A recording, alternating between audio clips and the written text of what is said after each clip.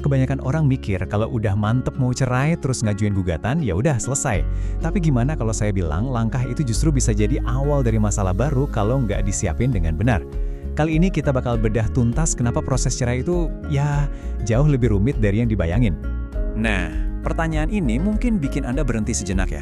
Anda mungkin udah yakin 100% dengan keputusan Anda. Tapi masalahnya, ini bukan soal keyakinan pribadi. Pertanyaannya adalah, apakah pengadilan juga akan yakin dengan gugatan Anda?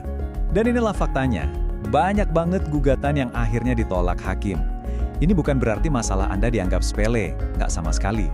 Tapi di mata hukum, cara Anda bercerita lewat surat gugatan, itu sama pentingnya dengan isi ceritanya sendiri. Jadi yuk kita cari tahu, apa aja sih yang bisa bikin gugatan Anda mental di pengadilan? Oke, jadi kenapa gugatan bisa ditolak? Sebenarnya biang keroknya bisa dibagi jadi dua kategori utama. Yang pertama, alasan yang Anda ajukan dianggap nggak kuat. Dan yang kedua, ada kesalahan teknis atau prosedur yang kelihatannya sepele, tapi fatal. Kita bahas satu-satu ya. Kita masuk ke masalah pertama, alasan yang nggak kuat. Coba deh bayangin, ruang sidang itu bukan tempat curhat. Anggap aja kayak laboratorium. Perasaan Anda, rasa sakit hati Anda, itu hipotesisnya. Tapi hakim butuh data, butuh bukti yang konkret buat bisa mengambil keputusan. Nah, ini nih bedanya. Alasan-alasan umum kayak udah nggak cocok atau sering berantem itu baru sebatas keluhan. Hukum nggak butuh keluhan, hukum butuh pembuktian. Apa buktinya kalau kalian nggak cocok? Siapa saksinya yang bisa menguatkan? Apa dampak nyata dari pertengkaran itu? Tanpa jawaban-jawaban ini, gugatan Anda ya cuma dianggap angin lalu aja. Poin ini penting banget buat diingat. Hakim itu kerjanya harus objektif. Kalau gugatan Anda isinya cuma perasaan subjektif, curhatan tanpa ada bukti yang mendukung, ya itu bakal dianggap klaim kosong, langsung dikesampingkan. Sesimpel itu. Oke, sekarang kita pindah ke masalah kedua, yang seringkali lebih bahaya karena nggak kelihatan. Kesalahan prosedur. Ini adalah kesalahan-kesalahan teknis atau dalam bahasa hukumnya cacat formil yang bisa bikin gugatan Anda langsung gugur, bahkan sebelum isinya sempat dibaca hakim. Kelihatannya sepele, tapi akibatnya fatal. Nah, ini dia 4 kesalahan fatal yang paling sering kejadian. Pertama, salah alamat pengadilan. Ini dasar banget, tapi sering kelewat.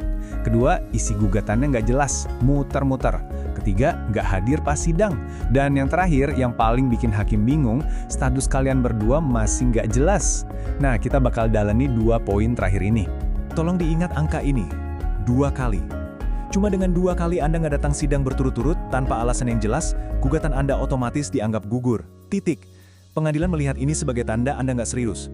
Jadi, jangan harap bisa pakai alasan sibuk atau lupa, karena hukum nggak akan kasih toleransi. Sekarang, soal status pasangan. Ini krusial banget. Logikanya gini, gimana caranya Anda meyakinkan hakim kalau Anda mau pisah, tapi faktanya Anda masih satu atap, masih berhubungan layaknya suami istri. Di mata hukum, tindakan Anda itu bertentangan dengan omongan Anda di surat gugatan. Ini bisa langsung membatalkan semua argumen Anda. Makanya, idealnya, pisah rumah minimal 6 bulan, itu bisa jadi bukti kuat keseriusan Anda. Oke, setelah kita lihat semua potensi masalah tadi, pertanyaannya jadi, gimana cara menghindarinya? Yuk kita simpulkan apa aja kunci sukses supaya gugatan Anda bisa diterima dan diproses sampai tuntas. Pada akhirnya, kuncinya itu cuma 2 pilar ini. 1, dasar hukum yang kuat. Artinya, bukti Anda harus bicara lebih kencang daripada perasaan Anda. 2, prosedur yang benar. Artinya, Anda menghormati aturan main di pengadilan. Kalau salah satu pilar ini goyah, ya siap-siap aja seluruh bangunan gugatan Anda bisa runtuh. Jadi apa sih yang dimaksud gugatan sukses itu? Ini bukan soal menang atau kalah ya. Gugatan yang sukses itu adalah permohonan yang disiapkan dengan matang, yang menunjukkan kalau Anda serius, bukan cuma serius mau pisah, tapi juga serius menghormati proses hukumnya.